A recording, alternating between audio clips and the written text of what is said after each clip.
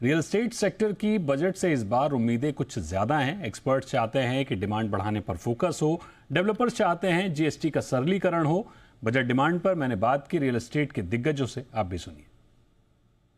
तो बजट पर special show हमारा लगातार जारी है और बजट से रियल एस्टेट सेक्टर की क्या मांग है ये समझने की कोशिश करेंगे। हमारे साथ अरविंद नंदन जी हैं, सृष्टि मेहता जी हैं और चिंतन शेठ जी हैं। समझने की कोशिश करेंगे कि वित्त मंत्री से क्या कुछ उम्मीदें की जा रही हैं। सबसे पहले अरविंद सर, सवाल आपसे होगा कि क्या एक्सपेक्टेशन है रियल एस्टेट सेक्टर की इस बार वित्त मंत्री से? देखिए, सबसे पहली उम्मीद तो ये है कि जो मिडिल इनकम हाउसिंग है, जो अफोर्डेबल है, उसके ऊपर सरकार फोकस करे। उस पर वित्त मंत्री जी इस समय कुछ स्पेशल इंसेंटिव लेकर आएँ और उसके लिए जो बन पड़े, हो सके तो इनकम टैक्स में छूट दें, हो सके तो ATC और 24B में छूट दें।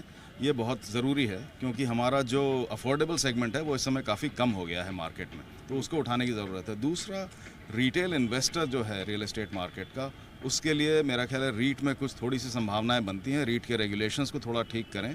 और एक तीसरा मेरा जो मानना है, बिल्कुल संक्षेप में, वो ये है कि सस्टेनेबल रियल एस्टेट के लिए सरकार इस समय पॉलिसीज़ पर एग्रेसिवली काम करे, ग्रीन बॉन्ड्स के थ्रू काम करे या फिर जो अलग अलग सर्टिफिकेशन एजेंसीज़ हैं उनका यूनिफिकेशन करे, उनको इंसेंटिव दे। ओवरऑल बिल्डर्स को भी टैक्स इंसेंटिव देने की ज़रूरत है ताकि वो अफोर्डेबल सेगमेंट में या मिड सेगमेंट में ज़्यादा सप्लाई लाने की कोशिश करें। हो सके तो ATIB का जो बेनिफिट था वो ज़रूर लेकर आएँ। तो ओवरऑल बहुत सारी उम्मीदें हैं, इस बार भी हर बार की तरह उम्मीद है इस बार पूरी होंगी। बिल्कुल सर, उम्मीदें बहुत सारी हैं और इस बार कोशिश तो वित्त मंत्री को कर रही हैं, हमको तो उम्मीदें कर रही हैं कि शायद वित्त मंत्री पूरी करें। चिंतन जी, आपसे मेरा सवाल ये होगा कि डेवलपर्स के पेन पॉइंट्स क्या हैं? आप क्या एक्सपेक्ट करेंगे कि इस बार वित्त मंत्री को ये पूरे करने ही चाहिए? डेवलपर का आई थिंक सबसे बड़ा पेन पॉइंट अफोर्डेबल हाउसिंग को लेके तो यही है कि इसको अगर ज़्यादा अफोर्डेबल बनाना है तो GST का सिंप्लीफिकेशन करना बहुत ज़रूरी है। GST simplification plus input tax credit जो रजीम थी, जो 2017 में निकाली गई थी, आई थिंक अफोर्डेबल हाउसिंग के लिए उसको वापस लाना बहुत ज़रूरी है। दूसरी बात, जो एंड यूज़र है, जो बायर है, जो आज की तारीख में अफोर्डेबल हाउसिंग के लिए अफोर्डेबल घर लेने की कोशिश कर रहा है, उसको आज सस्ते घर नहीं मिल रहे हैं। उसका रीज़न ये है कि जो डेफिनेशन है अफोर्डेबल हाउसिंग की वो बहुत पुरानी है। 45 लाख की जो डेफिनेशन सेट की गई थी, आई थिंक 2017 या 18 के बीच में की गई थी, वो आज अगर आप खाली इन्फ्लेशन जोड़ें तो उसकी आज तकरीबन वैल्यू 80 लाख होती है। या तो ये जो 45 लाख वाली डेफिनेशन है उसको चेंज करना बहुत ज़रूरी है।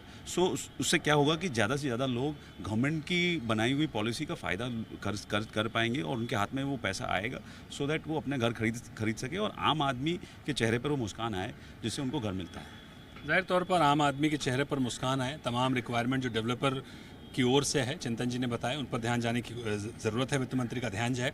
सृष्टि जी, आपसे मेरा सवाल ये होगा कि विमेन होम बायर को इनकरेज करने के लिए वित्त मंत्री इस बजट में क्या कर सकती है? मुझे लगता है कि मेन तो है कि बहुत सारे डिडक्शंस दीजिए वुमेन होम बायर के लिए, ताकि वो इनकरेज हो कि एक स्टेप वो ले सके होम लोन भी लेने के लिए।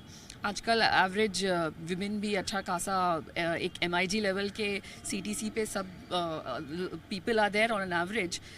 1 करोड़ का घर अगर कोई विमेन बायर लेना चाहती है तो वो उसे अच्छा टैक्स डिडक्शन मिले। ATC में एक इंटरेस्ट कंपोनेंट, प्रिंसिपल का कंपोनेंट अच्छी तरह बढ़ाया जाए क्योंकि वो PF में कंज्यूम हो जाता है एंड इंश्योरेंस में, टैक्स सेवर फंड्स में हो जाता है, तो 1.5 लाख वहाँ दे दे।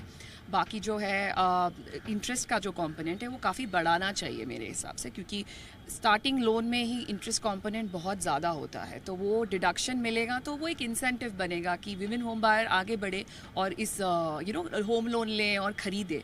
दूसरा, ऑफ कोर्स द टैक्सेशन, मुझे ऐसा लगता है कि at least GST for women should be lowered to 3%, if not much lower, and stamp duty भी जो है 5% से ज़्यादा और कम करके 3% करें। तो अगर एक टैक्स इंसिडेंस विमेन बायर के लिए अराउंड 6% हो गया as opposed to normal home buyer 11%, तो ये काफ़ी बड़ा इम्पेटस रहेगा विमेन बायर के लिए मार्केट में उतरने के लिए एंड एक इन्वेस्टमेंट्स करने के लिए। एंड लास्ट, मुझे क्या लगता है ATC में एक और REIT as an tax saving investment आना चाहिए विमेन बायर के लिए। तो उसमें क्या होगा, उनके पास एक फ्रैक्शनल ओनरशिप हो जाएगी। They are participating into commercial assets and all, though they are not owning it, but it's like equity, but आप you're participating in the real estate story of India.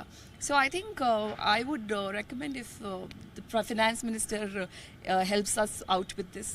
जाहिर तौर पर बात चाहे विमेंस होम बायर की हो, बात चाहे नॉर्मल होम बायर्स की हो, डेवलपर की हो, डिमांड बहुत सारी हैं, लेकिन इन डिमांड को कितना पूरा करती हैं वित्त मंत्री ये तो देखना होगा 1 फरवरी को बजट डे पर।